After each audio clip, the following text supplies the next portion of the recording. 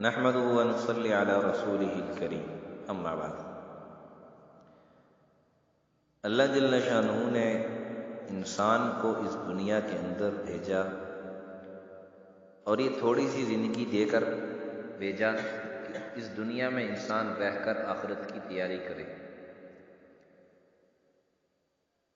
اب آخرت کی تیاری کیسے کرے گا، اس دنیا کے اندر رہ کر کیسی زندگی گزارے گا اور کیسے یہ انسان دنیا اور آخرت دونوں جہانوں کی کامیابی حاصل کر سکتا ہے، تو اس کے لیے اللہ جل شانہ نے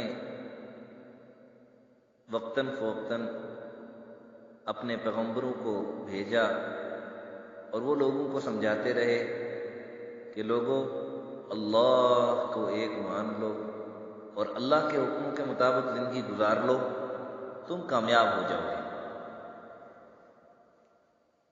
اسی طرح ہمارے اور آپ کے آخری نبی حضرت محمد مصطفیٰ صلی اللہ علیہ وسلم اس دنیا میں تشریف لائے۔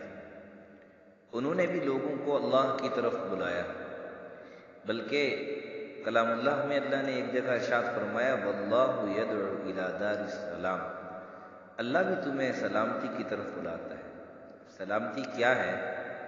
انسان کے لیے سلامتی امن، چین، سکون، راحت اور خیریت اسی میں ہے کہ انسان اس زندگی کو اللہ کے حکم اور پیارے حبیب صلی اللہ علیہ وسلم کے طریقے کے مطابق گزارے۔ اب اللہ کے حکم کیا ہیں یہ سیکھنا اور اللہ کے حبیب صلی اللہ علیہ وسلم کے طریقے کیا ہیں، کس موقع پر اللہ کا میرے لیے کیا حکم ہے اور اللہ کے حبیب صلی اللہ علیہ وسلم کا میرے لیے کیا طریقہ ہے، یہ سیکھنا یہ ہر مسلمان مرد اور عورت پر لازم ہے۔ پھر جو جس شعبے سے منسلک ہے اس شعبے کے متعلق مسائل سیکھنا، تاجر کے لیے تجارت کے متعلق مسائل کا سیکھنا فرض ہے، اور جتنے بھی شعبے ہیں، تجارت کی میں نے ایک مثال دی، باقی جتنے بھی شعبے ہیں ہر ایک کے لیے اس کے شعبے کے متعلق مسائل جتنے بھی ہیں وہ سیکھنا اس کے لیے ضروری ہے۔ لیکن چند مسائل ایسے ہیں کہ جو ہر مسلمان مرد اور عورت بالغ پر سیکھنا ان کے لیے ضروری ہے۔ وہ مسائل ان کا تعلق عبادات سے ہے اور معاملات سے بھی بعض اوقات مسائل کا تعلق ہوتا ہے۔ بہرحال احکامات میں نماز اللہ جل شانہ کا ایسا حکم ہے کہ جو ہر مسلمان مرد اور عورت بالغ پر فرض ہے، جس کے متعلق آقا نامدار صلی اللہ علیہ وسلم کا حکم ہے کہ جب بچہ 7 برس کا ہو تو اس کو نماز سکھلاؤ اور نماز پڑھاؤ، اور جب 10 برس کا ہو جائے تو اس پر نماز لازم کرو، نماز کا پڑھنا، وہ نماز نہ پڑھے تو اس پر سختی کرو۔ تو اب نماز کون پڑھے گا؟ جس کو نماز آتی ہوگی، سیکھی ہوگی۔ اب والدین نماز بچے کو تب سکھا سکیں گے جب والدین کو خود نماز آتی ہوگی، نماز کے مسائل آتے ہوگی۔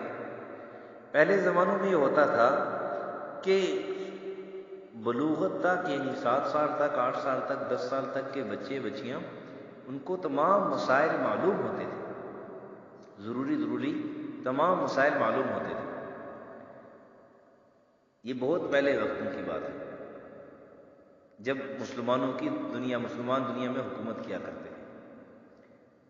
لیکن جب سے یہ باقی فضولیات میں مسلمان پڑ گئے، رسومات میں پڑ گئے، تو یہ مسلمان آہستہ آہستہ ان چیزوں سے بیزار ہوتے گئے اور یہ چیزیں مسلمان نے چھوڑ دی، جس کی وجہ سے مسلمان ترقی کی راہ سے ہٹ کر تنزلی کی راہ کی طرف اور ناکامی کی راہ کی طرف چل پڑا۔